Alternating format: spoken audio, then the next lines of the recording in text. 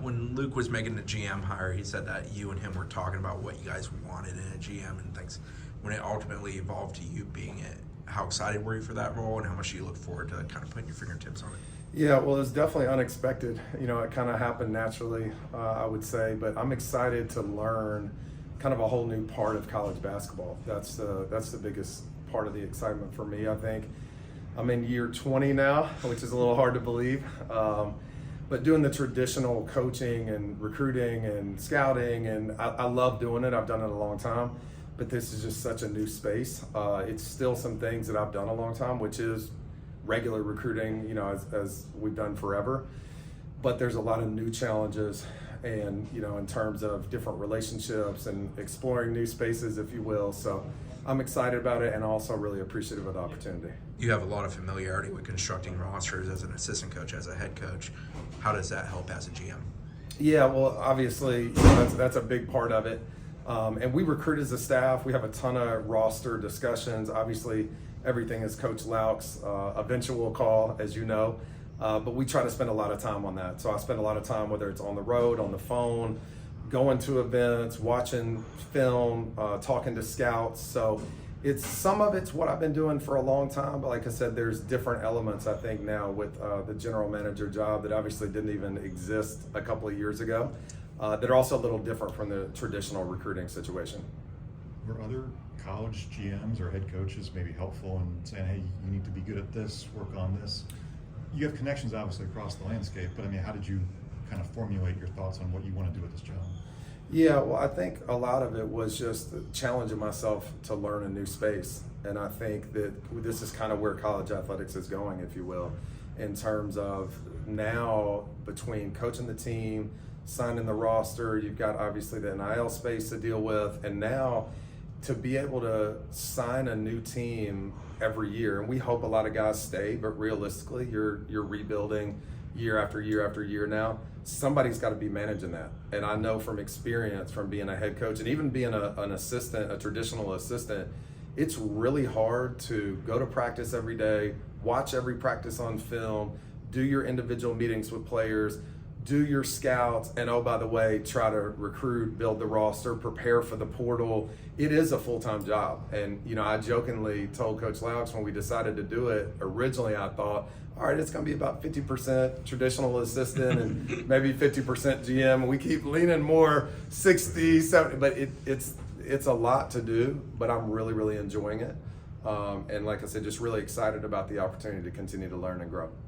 How cool is it that as you being a GM and an assistant coach that you kind of get to play both roles? Like when you're on the road recruiting a kid, you can still tell them you're going to coach them on the floor. Not a lot of GMs could probably do that. Yeah, absolutely. I mean, I think it's really an advantage because I'm allowed to kind of scratch my basketball itch, if you will. Like Coach Laux and the staff does an incredible job of letting me jump in practice and make points and teach and coach a little bit traditionally, give my opinion in meetings, but I'm also in and out. And they'll joke with me sometimes. I'll say, hey guys, now, have we covered that? And they're like, Fly, you were on the road. So it's great because there's some general managers that are working completely from the office. So the fact that I'm able to still go on the road, still do some traditional coaching. Obviously, I'll help on the bench, help in games, but also be working full time on making sure that we're prepared for the portal, making sure that we're recruiting. And you guys know we're bringing multiple 27 prospects to campus as much as possible and working on even down to 28. So a lot going on, but it's fun for sure. What has the interest from those groups, 27, 28, so on and so forth, been like for you guys?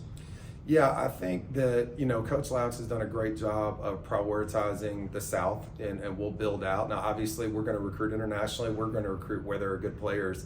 But there's such a built-in advantage in the state of Florida and even in Georgia in the Atlanta area because everything's drivable.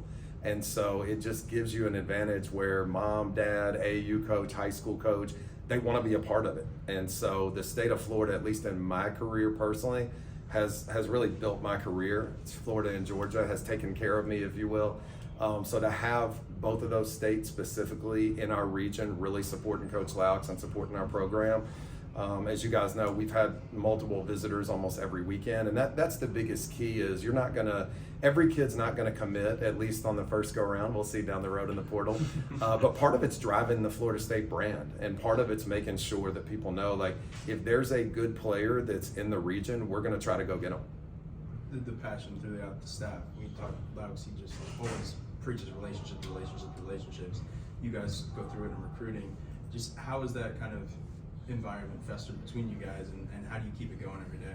Yeah, well, I think, and obviously we're undefeated, right? So everybody's happy right now. But I've been on a lot of staffs, and I think when you've been a head coach, you always think, hey, this is a great staff.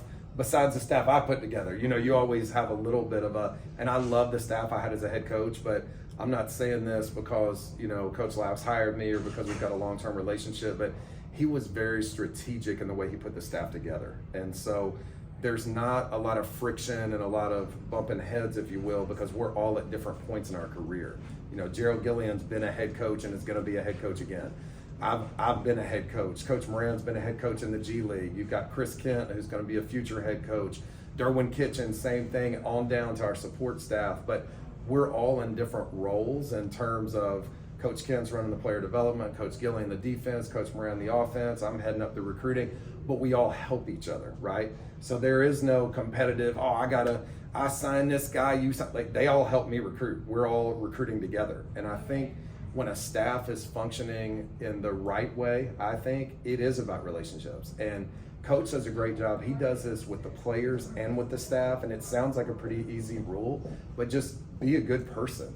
Try to enjoy coming to work. One of our pillars is you got to have joy, man. This thing's already really hard, as you guys know. It's very pressure filled. So if you're having issues amongst your own teammates and staff members, it makes it even more difficult. So we come to work every day, and even on the hard days, we really like being around each other as a staff. And I think that permeates both to the current players, but we've also had a lot of recruits and families say, everybody else recruiting us, it's just one member of the staff. With you guys, it's everybody. What has it been like for you to be back here, and working with Luke, who I know you both have a great deal of mutual respect for one another? Yeah, it's funny how life kind of works. I never thought, at one point I thought, I'd be a head coach the rest of my career. At one point I thought about, hey, maybe I'm going to go do something else. And it's really fun to reconnect, to be back in a place. Obviously I'm married with young kids now. But there's a lot of memories here and really of me growing up. I was here from 25 to 28. And so I think it's really a cool and unique experience that because the administration brought back not just a former player, but then Coach went and hired multiple Florida State graduates or Florida State players or Florida State staff members. So we're able to honor Coach Hamilton's legacy at a really high level based on the respect between all of us. But we're also able to reconnect and we know each other. There are built-in relationships. So when we go into that office every day, I've known Gerald Gillian 10 plus years. I've known Coach Laps 15 years. So it's been, for me personally, it's been probably the most fun that I've had in my career to this point, because it's kind of a homecoming. I may be from Kentucky, but I think I'm 15 or 16 years in the state of Florida now. So I consider myself a Florida boy now, and super excited and grateful for the opportunity that Coach Laps provided.